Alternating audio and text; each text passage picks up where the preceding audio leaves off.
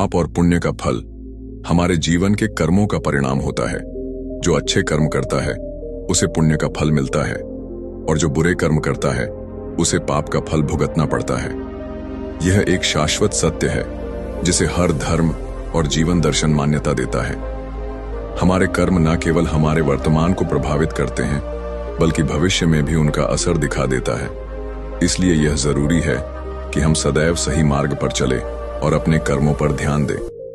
तो आइए बढ़ते हैं आज की इस कहानी। और बहुत समय पहले भारत के उत्तर पश्चिमी हिस्से में कौशाम्बी मोस नाम का एक समृद्ध राज्य था। इस राज्य में व्यापार और वाणिज्य फल फूल रहा था और यहाँ हर तरह के व्यापारी रहते थे। कौशाम्बी का सबसे धनी व्यापारी रूपक विलास था। वह व्यापारिक क्षेत्र में इतना सफल हो चुका था कि उसकी संपत्ति राज्य के कई हिस्सों में फैली हुई थी। रूपक के पास अपार धन और ऐश्वर्य था, लेकिन उसकी आत्मा शांति और संतोष से कोसों दूर थी। रूपक एक ऐसा व्यक्ति था जो अपनी बुद्धिमत्ता और छल कपट के कारण धन इकट्ठा करता था। उसकी आदत थी कि वह छोटे व्यापारियों का शोषण करता और गरीब किसानों से धन उगाता। उसका एक ही मंत्र था, धन ही शक्ति है और शक्ति सब कुछ है। उसने कभी पाप और पुण्य के बारे में गंभीरता से नहीं सोचा। उसके लिए जीवन केवल लाभ और हानि का खेल था, जिसमें जीतना ही उसका उद्देश्य था। रूपक की पत्नी अनसुवर्णम के उसके विपरीत थी। वह धर्मनिष्ठ, सहृदय और करुणामय थी। वह रोज मंदिर जाती, भगवान की पूजा करती और दूसरों की मदद के लिए हमेशा तैयार रहती थी। वह अक्सर रूपक से कहती, धन केवल भौतिक सुख देता है, लेकिन पुण्य आत्मिक सुख और शांति प्रदान करता है। हमें जीवन में धर्म और सत्य के मार्ग पर चलना चाहिए। लेकिन रूपक इन बातों को बेवकूफी समझता और हंसकर टाल देता। वह कहता, सुवर्णा, यह तुम्हारे धर्म की बातें मेरे लिए बेमतलब हैं। मैं अपने कर्मों का परिणाम स्वयं देखता हूं। मैं समृद्ध हूं, शक्तिशाली हूं और लोग मुझसे डरते हैं। यही मेरे लिए पर्याप्त है।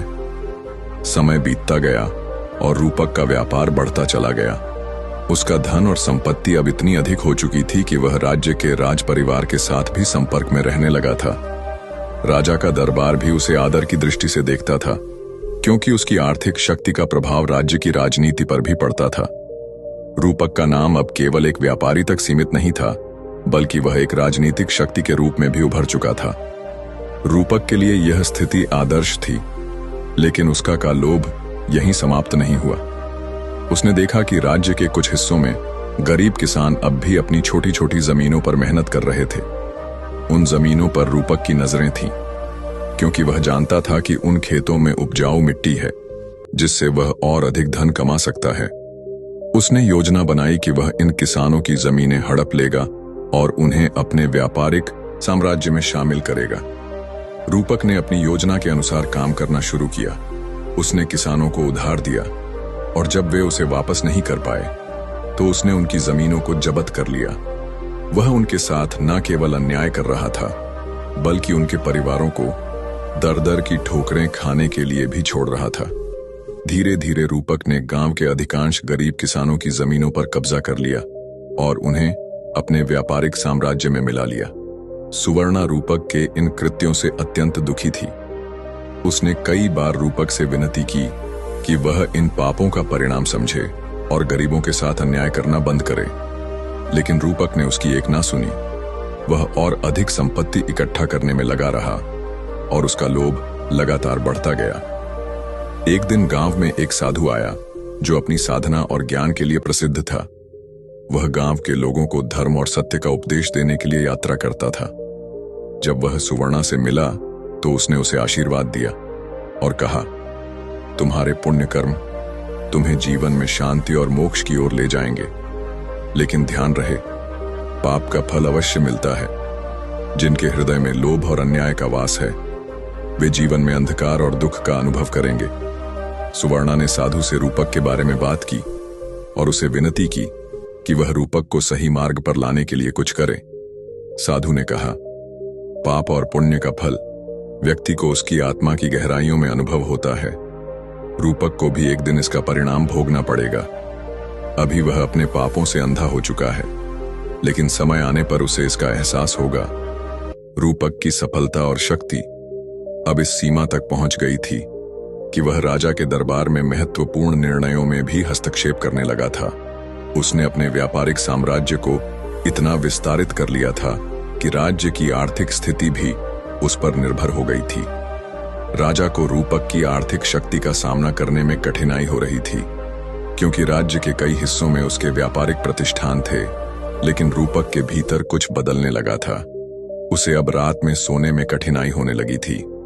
जब वह सोने जाता तो उसे अजीब अजीब सपने आते, जिनमें वह खुद को एक गहरे अंधकार में गिरते हुए देखता था।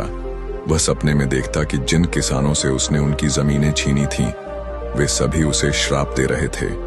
वह उनके रोते बिलखते चेहरों को देखकर कांप जाता। उसकी नींद उचट लगी और उसे मानसिक पीड़ा का अनुभव होने लगा। इसी बीच सुवर्णा ने एक पुत्र को जन्म दिया, जिसका नाम सिद्धार्थ मन रखा गया। सिद्धार्थ रूपक और सुवर्णा का इकलौता पुत्र था और उसके जन्म ने सुवर्णा के जीवन में खुशी ला दी। लेकिन रूपक अब भी अपने व्यापार और सत्ता के खेल में लिप्त था। उसे अपने पुत्र के भविष्य की चिंता नहीं थी, क्योंकि उसे यकीन था कि वह अपने पीछे इतना धन छोड़ जाएगा कि सिद्धार्थ का जीवन आराम से बीतेगा। लेकिन सुवर्णा चिंतित थी। उसे यह महसूस होने लगा था कि रूपक के पापों का प्रभाव उसके पुत्र के जीवन पर भी पड़ सकता है। वह चाहती थी कि सिद्धार्थ एक धर्मनिष्ठ और पुण्यात्मा बने, लेकिन रूपक की छाया से उसे बाहर निकालना आसान नहीं था।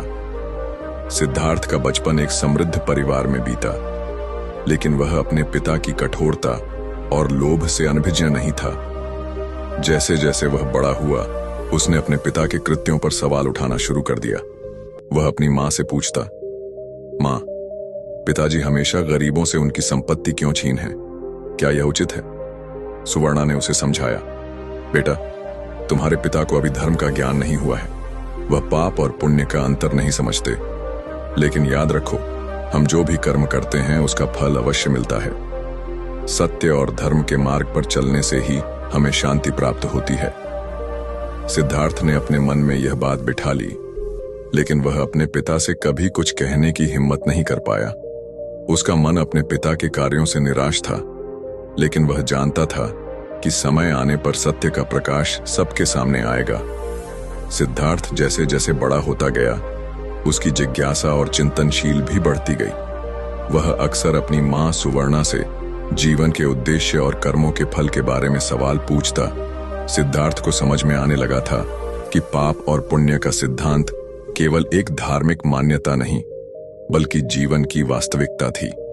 वह सोचता, अगर पिताजी जैसे धनी और शक्तिशाली व्यक्ति को भी कभी पापों का फल भुगतना पड़ेगा, तो इसका अर्थ यह है कि संसार में कोई भी व्यक्ति कर्मों के प्रभाव से मुक्त नहीं है।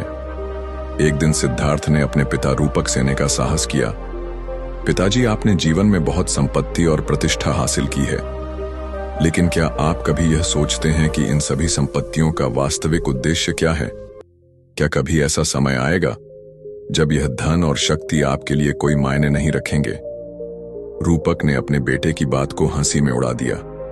सिद्धार्थ, उसने कहा, तुम अभी छोटे हो और जीवन के बारे में ज्यादा नहीं जानते। जीवन में सिर्फ दो चीजें मां रखती हैं, धन और सत्ता। इनसे ही सब कुछ मिलता है, और जब तुम्हारे पास यह दोनों हो तो बाकी सब बेकार हैं। सिद्धार्थ ने पिता की बात सुन ली, लेकिन उसे इससे संतोष नहीं हुआ। उसका मन सत्य की खोज में लगा रहा और वह जीवन के गहरे रहस्यों को समझने के लिए तैयार हो रहा था। सिद्धार्थ की जिज्ञासा बढ़ती गई और उसने जीवन के अर्थ को समझने के लिए किसी ज्ञानी की तलाश करने का निश्चय किया। एक दिन गांव के एक कोने में एक प्रसिद्ध साधु का आगमन हुआ, जिसका नाम महावीर बांड था। महावीर अपने तप त्याग और अद्वितीय ज्ञान के लिए दूर दूर तक प्रसिद्ध था। वह अपने उपदेशों से लोगों को जीवन के सत्य और कर्म के प्रभाव के बारे में सिखाते थे। सिद्धार्थ ने अपने पिता की अनुमति के बिना साधु महावीर से मिलने का निर्णय लिया। वह साधु के पास गया और उनसे विनम्रता से पूछा, हे महात्मा, मैं जीवन के वास उद्देश्य और पाप पुण्य के फल के बारे में जानना चाहता हूं। मेरे पिता कहते हैं कि धन और शक्ति ही जीवन का अंतिम लक्ष्य है, लेकिन मेरे मन में इस बारे में शंका है। कृपया मुझे सत्य का मार्ग दिखाएं। महावीर ने सिद्धार्थ को ध्यान से देखा और मुस्कुराए। सिद्धार्थ, उन्होंने कहा, तुम्हारे प्रश्न तुम्हारे भीतर के सत्य की खोज को दर्शाते हैं। पाप और पुण्य का फल अवश्य मिलता है, और यह केवल इस जीवन में ही नहीं बल्कि कई जन्मों तक चलता है। जीवन का वास्तविक उद्देश्य आत्मा की शांति और मोक्ष की प्राप्ति है, न कि धन और शक्ति की खोज। अगर तुम सच्चे ज्ञान को पाना चाहते हो तो तुम्हें अपने मन को पवित्र करना होगा और सही मार्ग पर चलना होगा। सिद्धार्थ ने साधु की बातों को गहराई से सुना और महसूस किया कि वह सत्य की ओर बढ़ रहा है, लेकिन उसके मन में यह भी सवाल था कि वह अपने पिता रूप को इस सत्य की राह पर कैसे ला सकता है। समय बीतता गया और रूपक का व्यापारिक साम्राज्य बढ़ता गया, लेकिन उसके भीतर का असंतोष और डर भी बढ़ता जा रहा था। जिन किसानों और व्यापारियों के साथ उसने अन्याय किया था, उनके रोष और श्राप ने उसके मन को अशांत कर दिया था।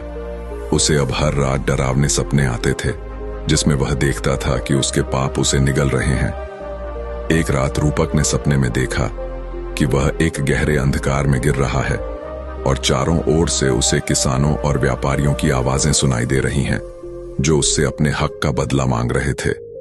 वह पसीने में डूबा जागा और उसकी सांसें तेज हो गईं। उस रात उसे पहली बार अपने कर्मों का परिणाम समझ में आया। उसे महसूस हुआ कि जो कुछ वह कर रहा था वह न केवल दूसरों के लिए हानिकारक था, बल्कि उसके अपने जीवन के लिए भी विनाशकारी था। रूपक की हालत धीरे धीरे खराब होने लगी। उसका स्वास्थ्य बिगड़ने लगा और उसे मानसिक पीड़ा का अनुभव होने लगा।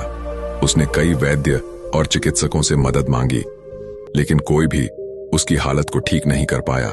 वह समझ गया कि यह उसके पापों का फल था, लेकिन अब वह उन पापों से पीछा छुड़ाने का कोई तरीका नहीं खोज पा रहा था। एक दिन जब रूपक की हालत और बिगड़ चुकी थी, साधु महावीर गांव में फिर से आए। इस बार रूपक ने उनसे का निर्णय लिया, क्योंकि वह जानता था कि अब उसके पास समय कम था। महावीर के पास जाकर रूपक ने अपने पापों के बारे में खुलकर बताया और उनसे पूछा, हे महात्मा, क्या मेरे पापों का कोई प्रायश्चित है? क्या मुझे मुक्ति मिल सकती है?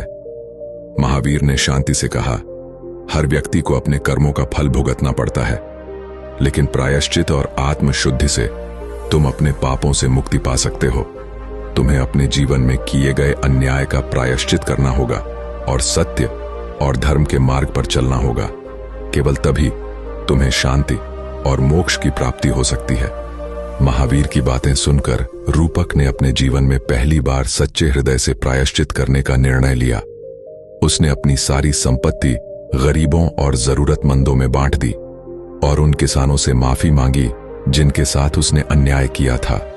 उसने अपना बाकी जीवन साधु महावीर के उपदेशों का पालन करते हुए बिताया और अपने कर्मों का प्रायश्चित किया। रूपक के प्रायश्चित से सिद्धार्थ को एक गहरा सबक मिला। उसने देखा कि कैसे उसके पिता, जो कभी केवल धन और शक्ति के पीछे भागते थे, अब सत्य और धर्म के मार्ग पर चल रहे थे। सिद्धार्थ ने निर्णय लिया कि वह भी अपने जीवन को सत्य की खोज में समर्पित करेगा। वह साधु महावीर का शिष्य बन गया और अपने जीवन में धर्म, सत्य और करुणा के सिद्धांतों का पालन करने लगा। उसने अपने पिता की तरह गलती न करने का संकल्प लिया और समाज की सेवा में अपना जीवन समर्पित कर दिया।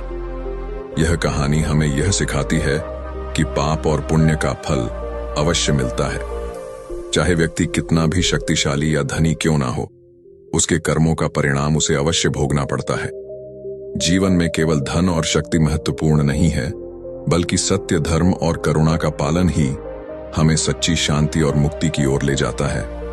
तो दोस्तों, कैसी लगी ये कहानी आपको कमेंट सेक्शन में जरूर बताना। अच्छी लगी हो तो माइंड फॉर मैजिक चैनल को सब्सक्राइब करके नोटिफिकेशन बेल को जरूर प्रेस कर देना। तो मिलते हैं अगली कहानी में, तब तक के लिए अपना ख्याल रखिए। धन्यवाद।